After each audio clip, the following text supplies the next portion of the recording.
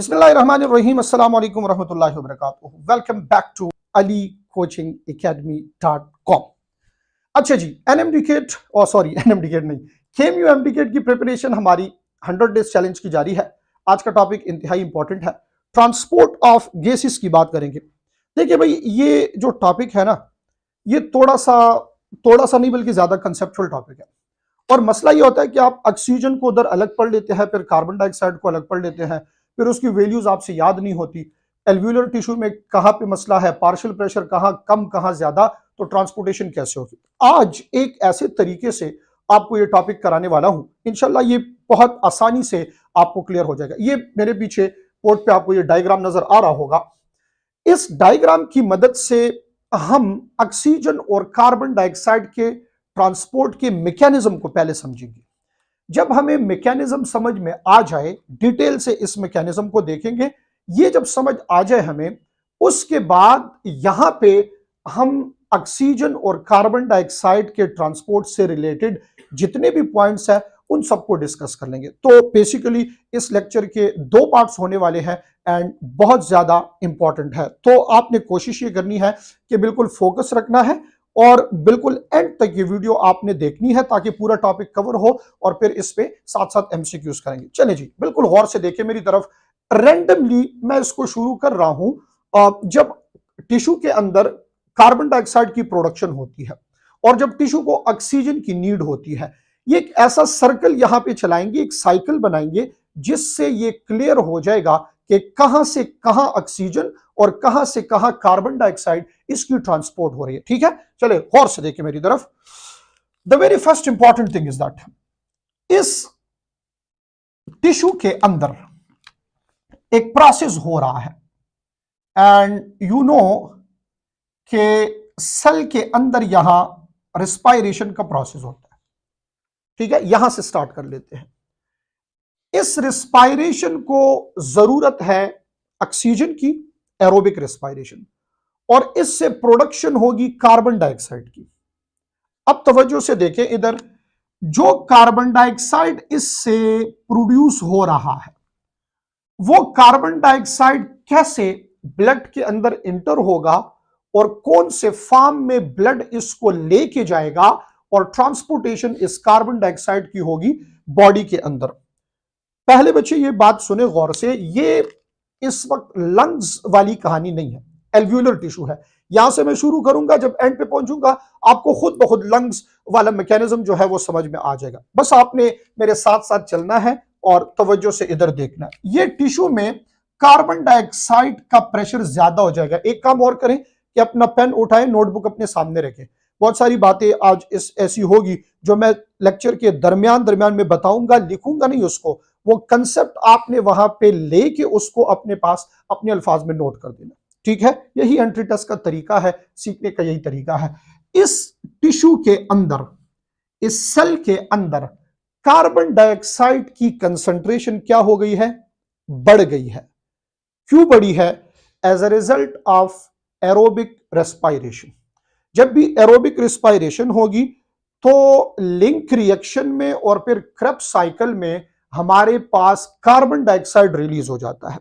अब carbon dioxide यहां बढ़ रहा है, तो partial pressure of carbon dioxide इधर क्या हो जाएगा? इंक्रीज हो जाएगा ना। तो सबसे पहले यह होगा यहां का कार्बन डाइऑक्साइड इधर इंटर हो जाएगा।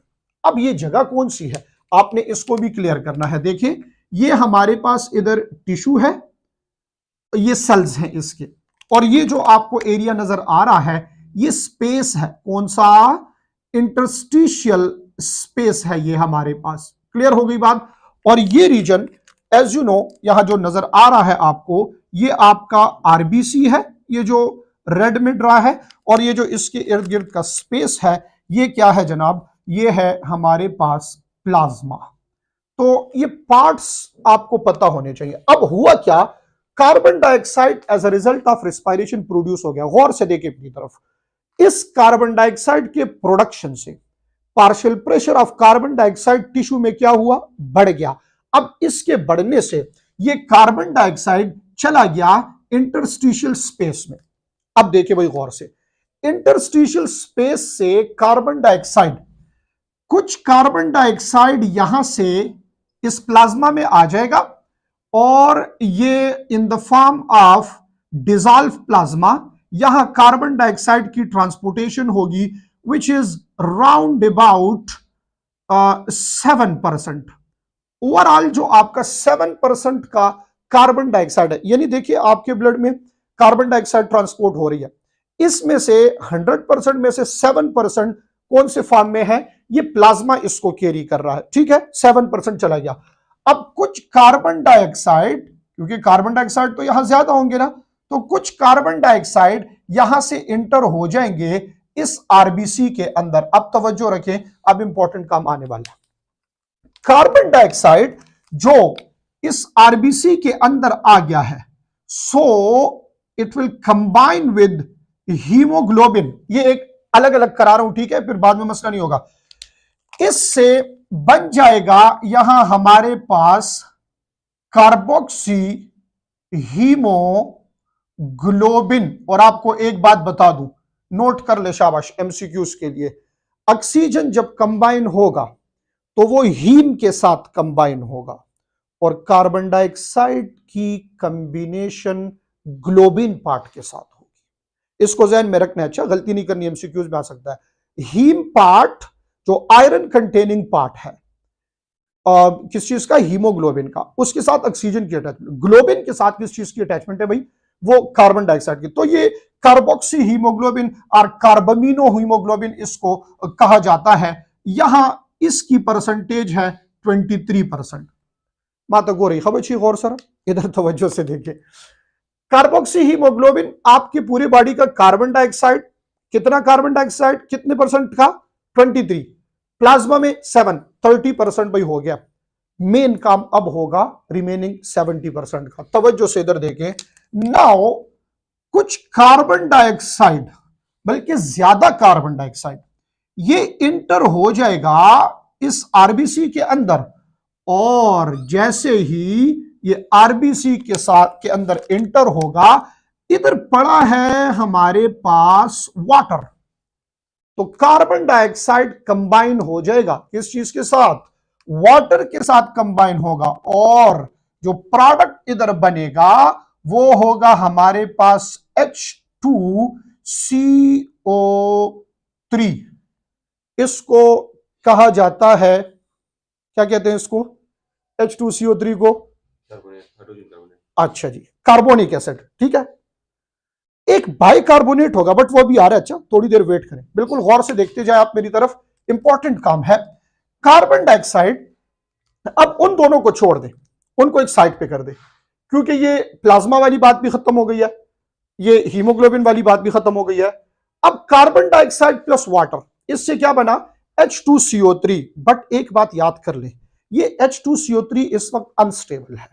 क्या है, अनस्टेबल है। तो जट से H2CO3 ये कन्वर्ट हो जाएगा किस चीज में, H प्लस आयन में, और यहां HCO3 माइनस।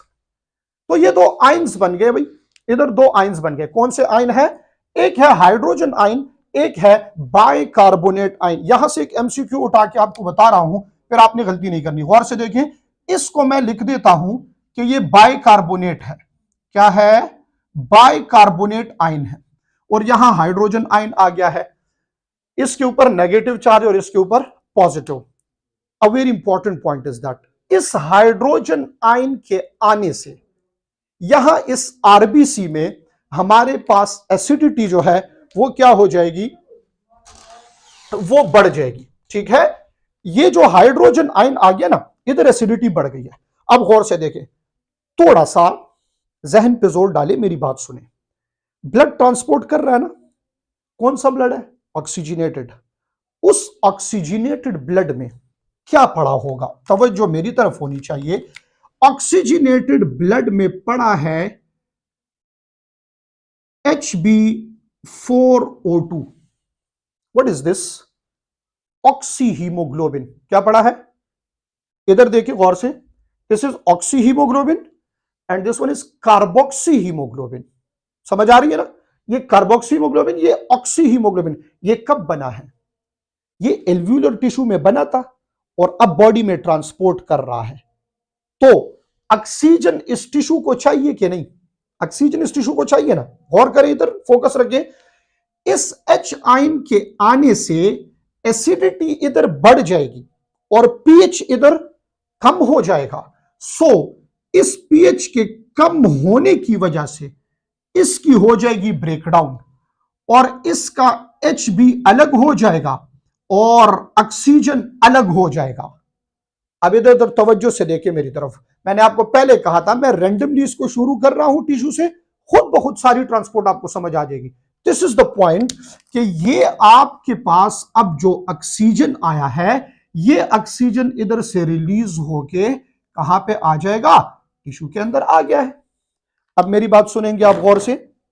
देखे भाई, मेरी तरफ तवज्जो से देखे। आपने सांस ली, इनहेलेशन की, ऑक्सीजन आ गया आपके लंग्स के अंदर।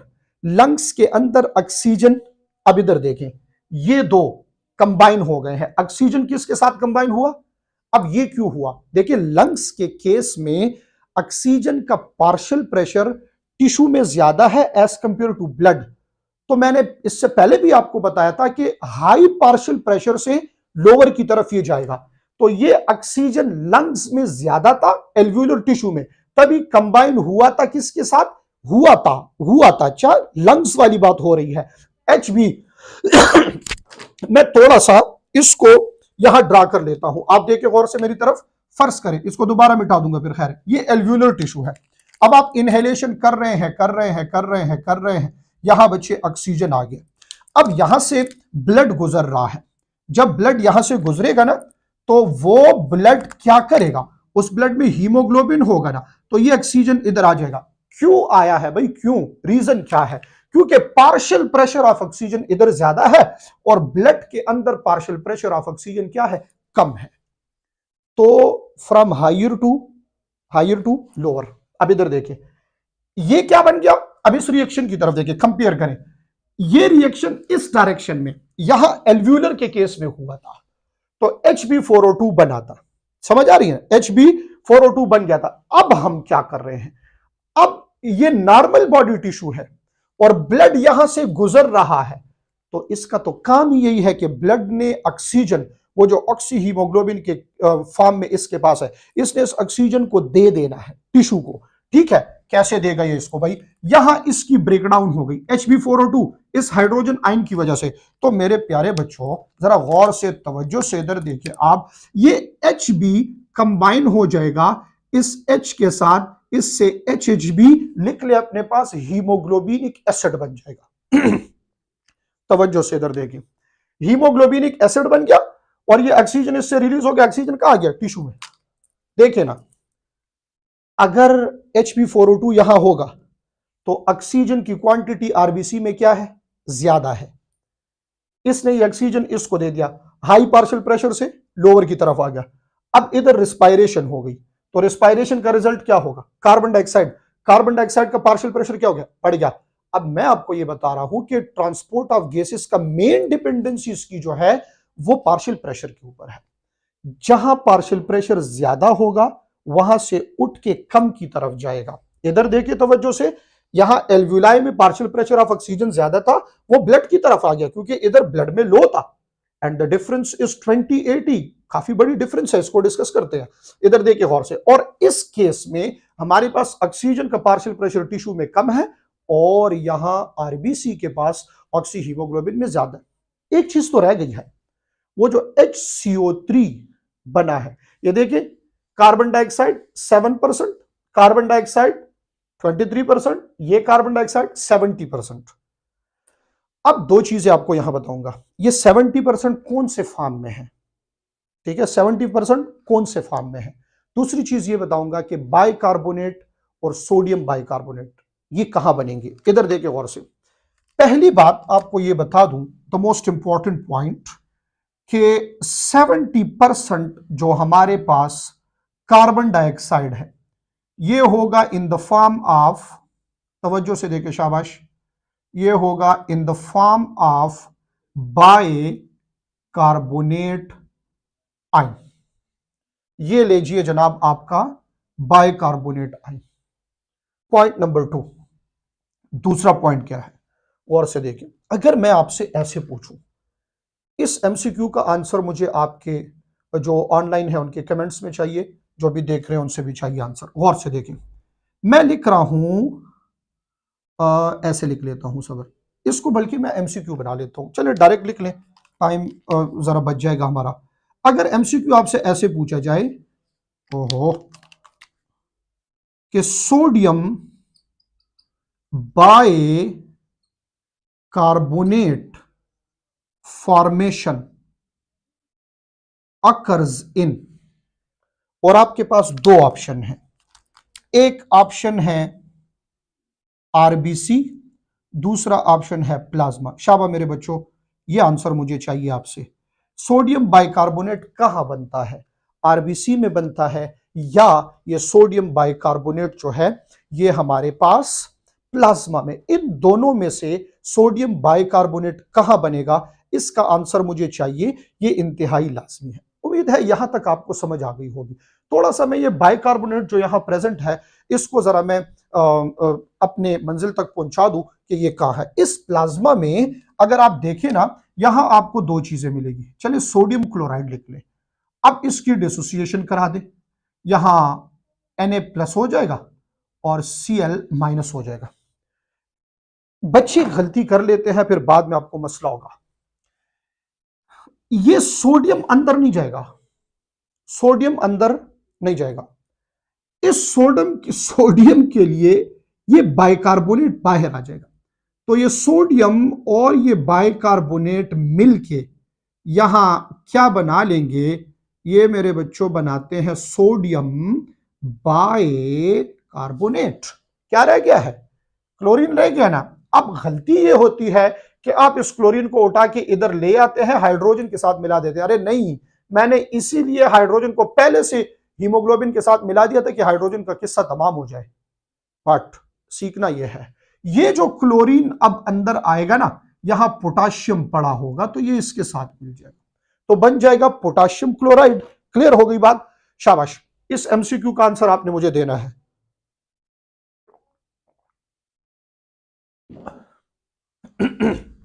अच्छा जी, पहुंचे हैं हम यहां के बाइकार्बोनेट भी जाके फिक्स हो गया सोडियम बाइकार्बोनेट में, क्लोरीन भी जाके पोटाशियम के साथ मिल गया है, एच आयन भी HHB के साथ HHB बना लिया है उसने, कार्बन डाइऑक्साइड वाटर के साथ मिल गया है। अब एक मसला है, ये तो आपने टोटल ट्रांसपोर्ट देख ली है कि ये सोडियम बाइकार्बोनेट प्लाज्मा में आएगा इन द फॉर्म ऑफ बाइकार्बोनेट।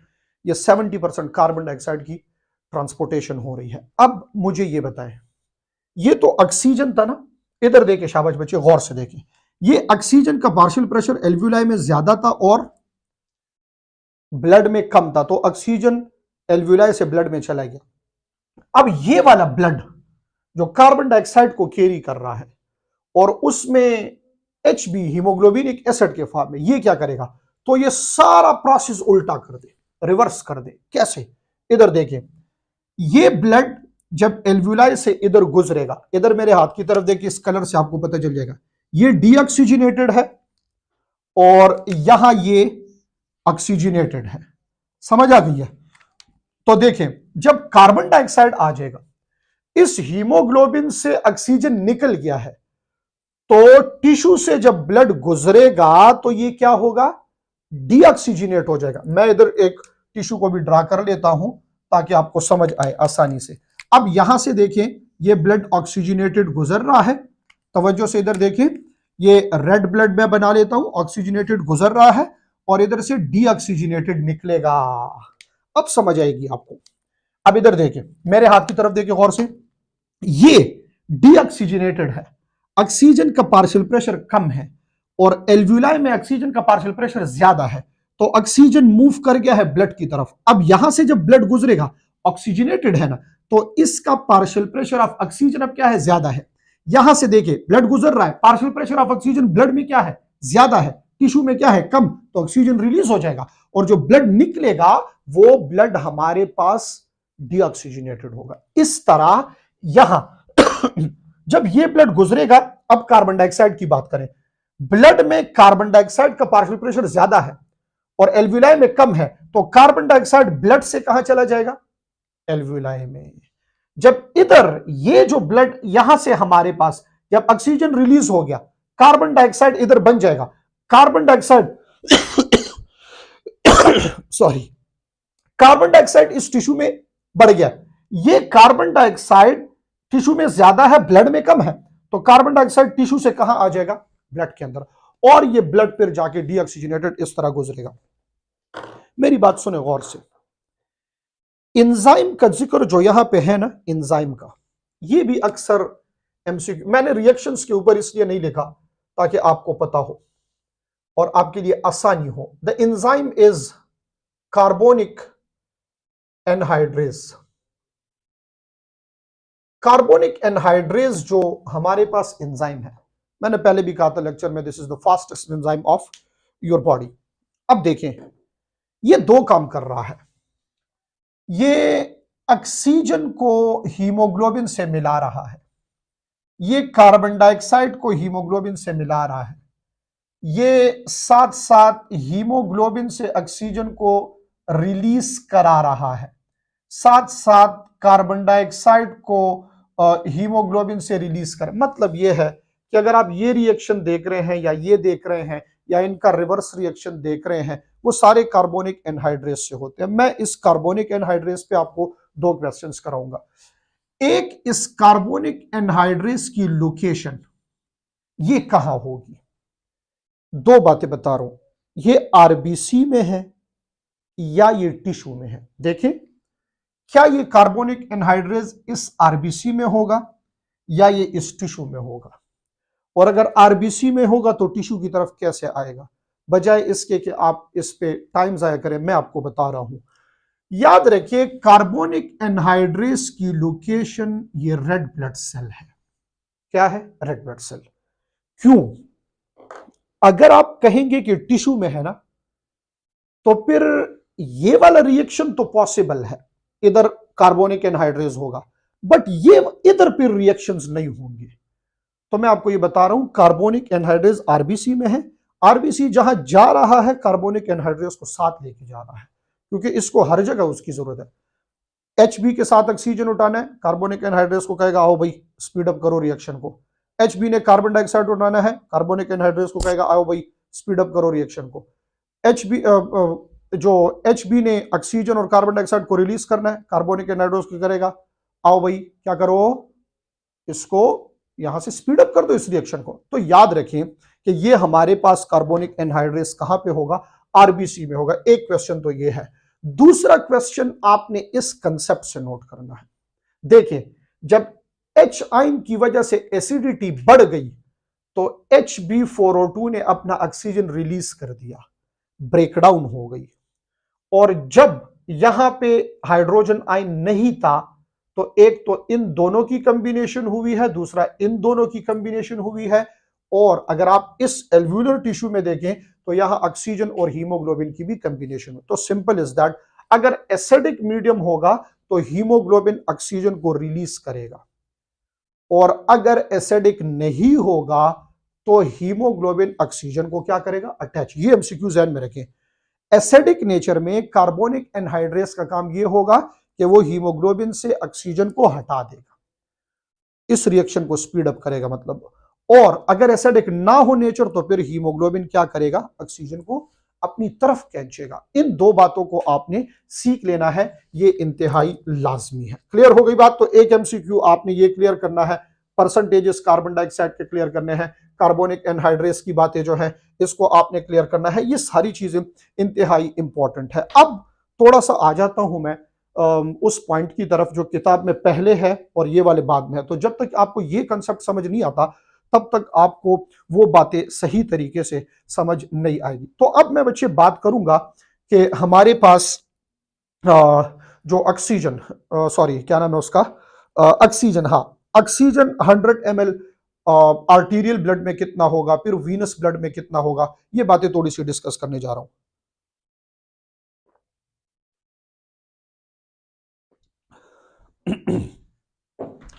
देखे जनाब, शाबाश, गौर से देखे मेरी तरफ। Second part of the lecture, एक पार्ट तो ट्रांसपोर्टेशन का आपने देख लिया है, एक पार्ट देख लिया, अब सेकंड पार्ट आ रहा है और वो सेकंड पार्ट जो है हमारे पास वो वैल्यूज है उसमें सारी वो याद करेंगे हम, ठीक है। मुझे थोड़ा सा पानी और चाहिए, अगर आप मुझे पानी दे तो अल्लाह आपको अजर देगा। अच्छा जी, देखिए शाबाश गौर से, ऑक्सीजन की जब हम बात करते हैं तो ऑक्सीजन दो तरीकों से यहां इसकी ट्रांसपोर्टेशन होती है। एक होता है इन the form of oxy haemoglobin, ये होता है मेरे बच्चों 97%, ठीक है। और ये देखिए मैं ये पॉइंट आपको बता दिया कार्बोनिक एनहाइड्रेस का एसिडिक नेचर में क्या करेगा और फिर अगर एसिडिटी कम हो तो क्या करेगा। ये ऑक्सी हीमोग्लोबिन ये इधर बनेगा इस जगह पे, जब एल्व्यूलाई का ऑक्सीजन ब्लड के अंदर आएगा ना ऑक्सी हीमोग्लोबिन बनेगा, and this is also catalysed by carbonic anhydrase, you know it very well, थोड़ा सा एक्सप्लेन हो गया है। The second important thing, oxygen की जो रिमेनिंग 3% है वो in the form of dissolve plasma, plasma यहां 3% के ऑक्सीजन को कैरी कर रहा है। अब इंपॉर्टेंट काम की तरफ आ रहा हूं बच्चा, बजाय इसके कि मैं इसको वैल्यूज में लिखूं, मैं डायग्रामेटिकली इसको एक्सप्लेन कर दूंगा तो आपके लिए बहुत आसानी होगी। बिल्कुल गौर से आपने मेरी तरफ देखना है, ठीक है, गलतियां नहीं करनी। ये एक टिश्यू है और इससे मैं दो तरीकों की ट्रांसपोर्टेशन कराऊंगा। टिश्यू को पहले आधा कर देता हूं क्योंकि दो कंडीशन डिस्कस कर रहे हैं ना, ऐसा नहीं है कि आधे टिश्यू में एक होगा आधे में दूसरा, ऐसा नहीं है, कंडीशन दो है इसलिए। इधर देखिए, बिल्कुल गौर से तवज्जो से मेरी तरफ देखते जाएं। अगर मैं यहां से ब्लड गुजारूं और वो ब्लड है ऑक्सीजनेटेड, क्या है, ऑक्सीजनेटेड।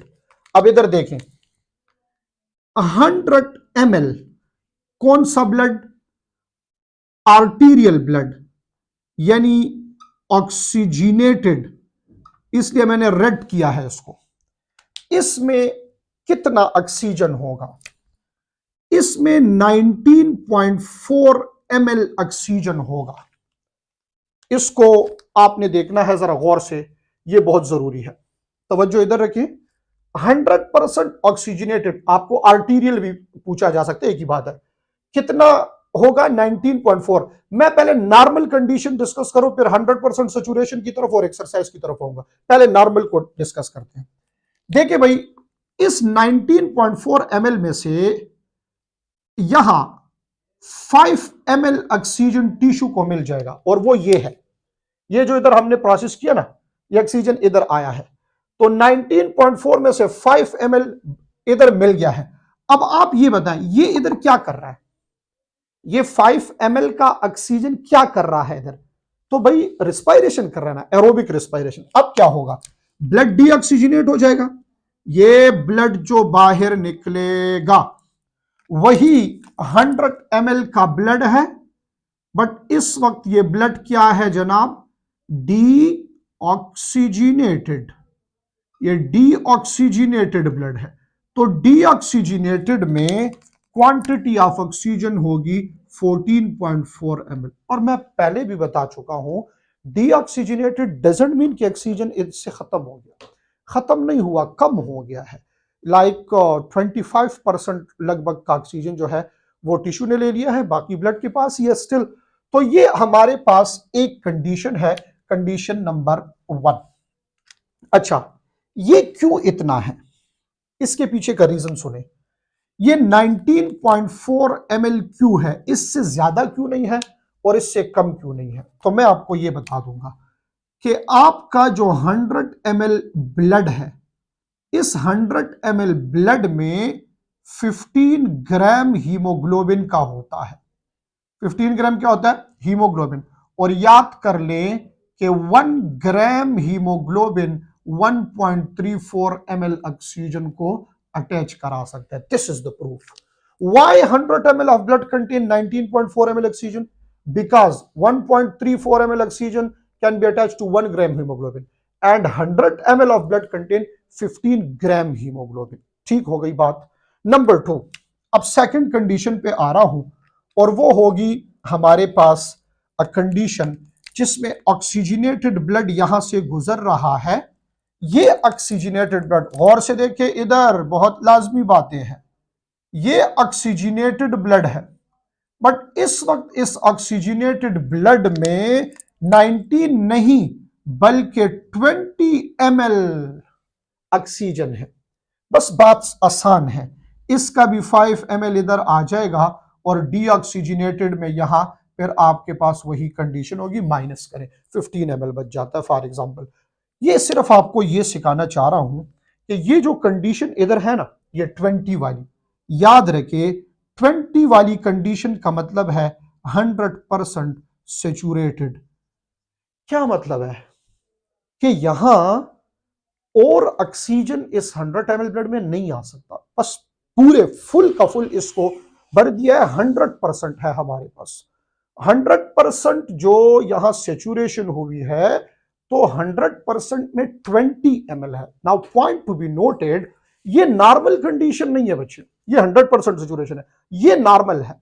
नॉर्मल रेस्टिंग में आपके पास ऐसे होता है।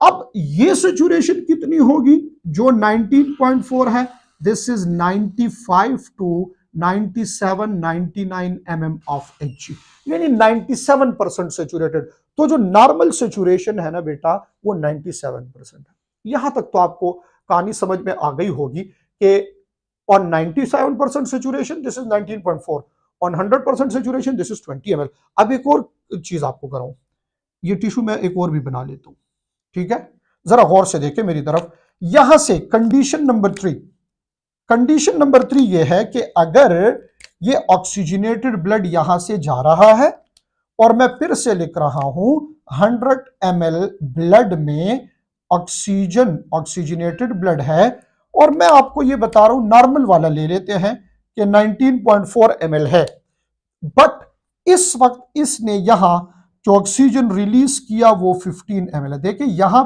5 ml है, बट इधर क्या है, 15 ml है। What is the reason behind this? Why this tissue need more and more oxygen? इस टिश्यू को ज्यादा ऑक्सीजन की जरूरत क्यों है? अरे भाई यहां ज्यादा ऑक्सीजन इसलिए है क्योंकि इस वक्त आप एक्सरसाइजिंग में हैं। सो ये जो डीऑक्सीजनेटेड इधर निकलेगा, इस 100 ml में हमारे पास 4.4 ml रह जाएगा। अब इधर देखिए, अच्छा कंसेप्ट क्लियर करें, रेस्टिंग में tissue need 5 ml oxygen from every 100 ml of blood, और एक्सरसाइज में टिश्यू नीड 15 ml ऑक्सीजन, 3 गुना ज्यादा ऑक्सीजन की जरूरत है। And this is the reason कि जब आप एक्सरसाइज करते हैं उसके बाद आप सांस जोर जोर से लेते हैं, जल्दी जल्दी लेते हैं, और उसमें एक्सहेलेशन भी एक्टिव हो जाती है, इनहेलेशन भी एक्टिव होती है, एनर्जी आपकी लगती है, थक जाते हैं आप। इधर देखिए मेरी बात गौर से सुने, याद रखिए जब भी आपके ब्लड में पार्शियल प्रेशर ऑफ ऑक्सीजन जितना डाउन होता जाएगा, उतना रेट ऑफ ब्रीथिंग क्या होगी, बढ़ेगी। This is important point. यहां रेट ऑफ ब्रीथिंग एक्सरसाइज में क्यों ज्यादा हो रहा है, रीजन बिहाइंड दिस इज कि हमारे पास डीऑक्सीजनेटेड ब्लड जो है उसका ऑक्सीजन का लेवल बहुत ज्यादा कम हो गया है। तो जब ज्यादा कम होगा, जिस तरह कहते हैं ज्यादा बारिश आएगा तो फिर ज्यादा पानी आएगा, ठीक है ना, तो ये याद करें कि जब ज्यादा कम होगा ऑक्सीजन तो ब्रीथिंग का रेट क्या होगा, ज्यादा। बस सिंपल इज दैट, आपकी किताब ने भी लिखा है 20% ऑक्सीजन कम होने से रेट ऑफ ब्रीथिंग डबल हो जाती है। इस पॉइंट को भी आपने जहन में रखना है। एक छोटा सा पॉइंट आपको और सिखा रहा हूं, ये तो ये वाली हीमोग्लोबिन वाली कहानी थी। अगर आप प्लाज्मा वाली बात नोट करें ना, तो ये भी आप थोड़ा सा देख लें कि हर 100 ml में हमारे पास 100% सेचुरेशन पे 0.3 ml ऑक्सीजन होगा, और 100 ml ब्लड में नॉर्मल, जिस तरह ये है नॉर्मल, तो नॉर्मल में 0.29 ml होगा। ये ऑक्सीजनेटेड है, क्या है, ऑक्सीजनेटेड। और बस इससे यूज फिर कितना होगा टिश्यू में, तो टिश्यू में ये रिलीज करेगा 0.1 0.17 नो 0.12, हाँ 0.12 को यूज कर लेगा, और रिमेनिंग डीऑक्सीजनेटेड में 0.17 होगा। इसको थोड़ा सा आप कंफर्म कर लें, खैर बुक मेरे सामने भी पड़ी है, मैं भी इसको कंफर्म कर लेता हूं कि आया ये बात 0.7 है या कितनी है। अच्छा, अगर आप प्लाज्मा वाली बात देखेंगे तो प्लाज्मा वाली बात में हमारे पास टिश्यू यूज कितना करेगा, टिश्यू यूज, बिल्कुल ठीक है। 0.17 ml of oxygen is transported by each 100 ml of tissue पर साइकिल, ये बिल्कुल ठीक है। 0.17 यूज होगा और 0.12 ये 17 है, 17 यूज होगा और 12 जो है डीऑक्सीजनेटेड ब्लड में हमारे पास रह जाएगा। इन पॉइंट्स को आपने जरा सीखना होगा, याद करना होगा, ये जरूरी है। आज के इस लेक्चर में ये बहुत ज्यादा इंपॉर्टेंट है, आज का lecture MCQs point of view से। इन वैल्यूज को याद करने आपने, ये ट्रांसपोर्टेशन कहां हो रही है, इस एमसीक्यू को आप सॉल्व करेंगे, इसका जवाब मुझे चाहिए। अच्छा है भी लेक्चर के दौरान में आपको मिल गया है, बट फिर भी आपने मुझे जवाब देना है, क्योंकि बाजों का एक छोटा सा नुक्ता होता है, आप उसको गलत कर लेते हैं, ठीक है। बस simple is that transport of gases depend upon, तो आप क्या कहेंगे, पार्शियल प्रेशर। कोशिश करें इस लेक्चर को सही गौर से देखें, अगर किसी को डाउट है दोबारा से देखें, फिर कोई भी प्रॉब्लम है तो वो आप साथ में पूछ सकते हैं, ठीक है। व्हाट्सएप के थ्रू भी पूछ सकते हैं, बहुत सारे बच्चे राब्ते में होते हैं, व्हाट्सएप के थ्रू पूछे, कमेंट्स के थ्रू पूछे, जिस तरीके से भी, बट आपने इसको क्लियर जरूर करना है। इस चैप्टर में मजीद हम रेस्पिरेटरी पिगमेंट का जिक्र करेंगे, नेक्स्ट लेक्चर में रेस्पिरेटरी पिगमेंट को डिस्कस करेंगे, फिर पिगमेंट के बाद कुछ डिजीजेज है उनको भी थोड़ा सा टच करेंगे, फिर बढ़ेंगे एक और चैप्टर के साथ। Thank you so much for joining us. मिलेंगे एक और लेक्चर के साथ, एक नए कंसेप्ट के साथ, एक और वीडियो के साथ। अपना बहुत सारा ख्याल रखिएगा। Thank you so much. Allah Hafiz.